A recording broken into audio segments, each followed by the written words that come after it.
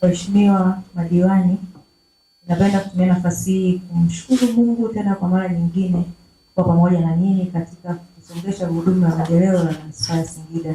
Mheshimiwa Mstahiki Meya, Mheshimiwa Naibu Meya na viongozi wetu wa chama, ninapenda kutoa shukrani za dhati ya moyo wangu kwa waheshimiwa madiwani wote kwa kipindi ambacho tayari wameanza kazi. Tumeona kweli uko moto unawaka.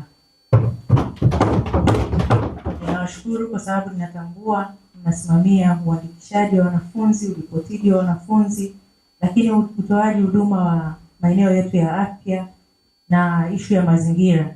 Ninaona imekuwa ni kitu kikubwa sana kwenye mioyo yao, na sisi tunashukuru kwa sababu tunatamani kuona kwamba tunaleta mabadiliko makubwa hasa katika utunzaji wa mazingira ya Manispaa ya Singida. Waheshimiwa madiwani, kikubwa tutakachokiomba kwenu ni kuendelea kushirikiana, lakini kupeana taarifa za mara kwa mara pale tunapoona kuna changamoto, ili tuweze kuzifanyia kazi mapema na pengine kupunguza athari ambazo zingekuwa kubwa zaidi huko mbeleni.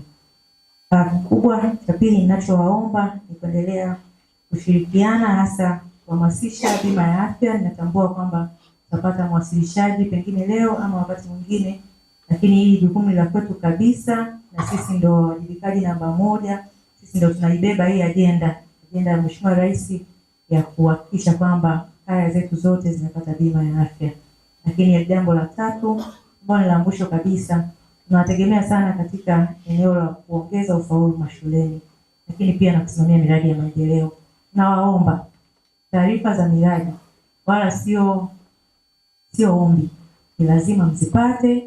Kwa ninaomba wasimamizi wa miradi wa maeneo hayo muwe mnawafuatilia kwa karibu.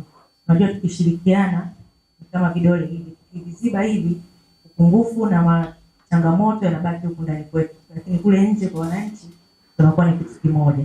Kwa naomba pale mnapoona kuna changamoto ama kuna jambo haliendi kwa kasi inayotakiwa, msisite kutuambia. Mheshimiwa Mstahiki Meya pamoja na Mheshimiwa Naibu Meya na waheshimiwa madiwani wote, mimi kwa niaba ya management naomba niendelee kuhakikishia kwamba tuko tayari kuendelea kushirikiana na nyinyi kuhakikisha kwamba tunapiga hatua moja kwenda hatua nyingine. Ninawashukuru sana kwa kusikiliza. Asanteni sana.